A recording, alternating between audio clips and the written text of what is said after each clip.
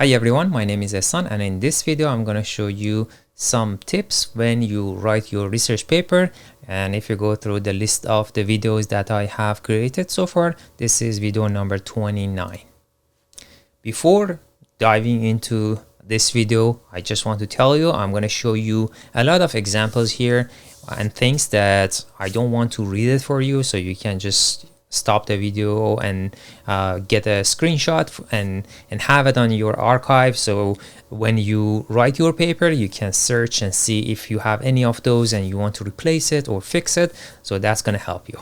The first tip is to use active sentences and not passive sentences. So in the past, that was the rule. People were writing their paper in the passive sentences format, but nowadays many journals prefer the active version of that. So here I'm showing you just one example. Here it says, for example, the temperature of the reaction mixture was recorded, versus an active sentence which says we recorded the temperature of the reaction mixture. So that was just one example. Here I'm showing you another example that compares the active versus passive.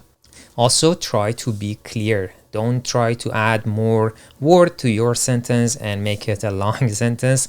Here I'm showing you one example that it's better to be simple, clear, and concise when you write your paper. And you might say, but how do I can impress the editor and the reviewers if I don't use complex words? You don't have to do that. If we read the Nature guideline, so this is the Nature and Science, these two journals are the best, right? So if we read the Nature guideline for the authors, it says the sentences should be clear and simple. You don't have to impress them by the choice of words, but you can impress them by your work. So focus more on that.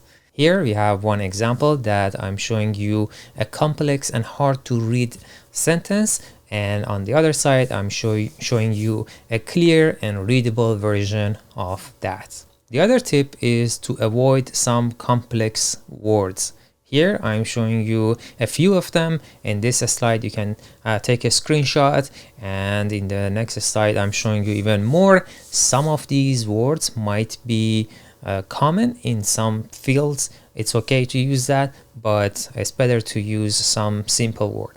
Also, there are some unnecessary words that we try to write when we write our paper. Here I'm showing you a few of them. For instance, here I said at a temperature of 37 degrees C. You can just simply say at 37 degrees C. So the a temperature of it's just unnecessary. Here I'm showing you even more examples, so you can get a screenshot. Let me go back here. You can take a screenshot over here, and then you can also take a screenshot from this one. And when you are done with your paper, make sure you don't have these. You can just search through it. Also, I'm here showing you even more examples with some unnecessary words.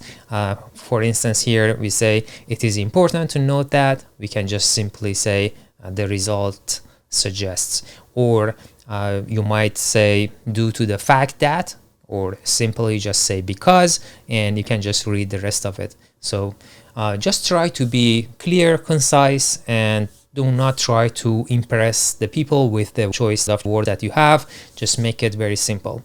The other tip is try to not use long sentences. Here on the left, I'm showing you a sentence which is very long, 30 words, and on the right side, I have broken that sentence down to 2, so it's just easier to read. So try to not use very, very long sentences.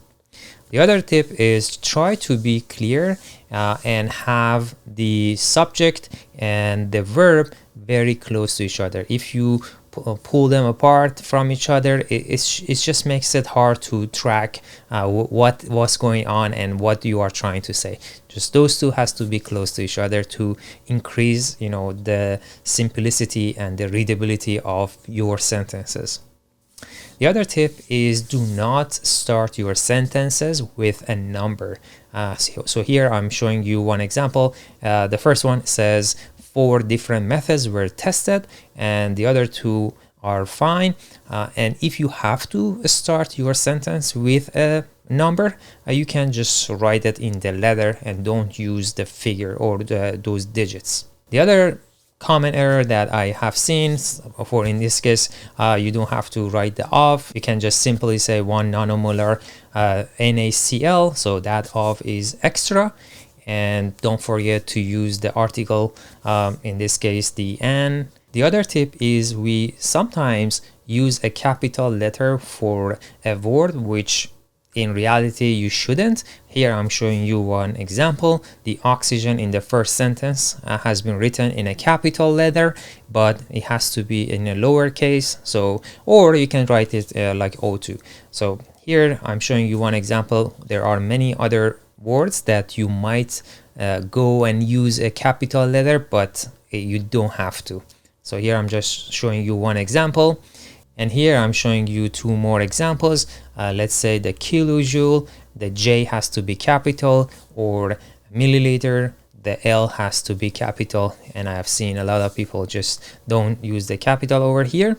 And the other tip is to be consistent across your manuscript. So here, let's say when you say FeCu, which is the iron, copper, and then zinc, as you can see on the right side, we have used a symbol for all of them. So it's just consistent. But on the left, we have written zinc instead of Zn, or we could just write the iron or copper to just make it consistent. So the goal is to make it consistent through your manuscript. The other tip is do not try to use some redundant words. On the left side, I'm showing you one example, which at the end of the sentence, it says for the first time, and also in the beginning, it says a novel. So you don't have to write the novel, just keep it simple and write for the first time. So you are going to imply the same, novelty that you are talking about. The other tip is sometimes we use a poor verb for our sentence. In this case, you have to choose the verb that matches what your paper actually does. Let's say you describe, you present, or you introduce, and not what your experiments physically do. So there are sometimes we do these mistakes. So here I'm showing you one example. On the left, it says this paper builds. On the right, it says this paper presents. The other common error that we might have is when we write the atoms or the molecules formulas, we forget to put those numbers as the subscript. So here I'm showing you one example. So just double check these and make sure this is right. And the last thing is I found a paper that tells us how to write an awful research paper.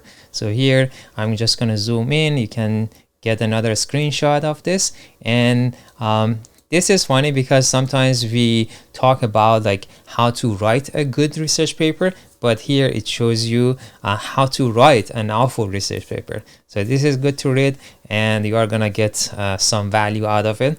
I'm also gonna put the link in the description for this paper. You can read it on your own. And with that, this is the end of this video. In the next video, I'm going to talk about the ethical guidelines in research paper writing or publishing. See you in the next one.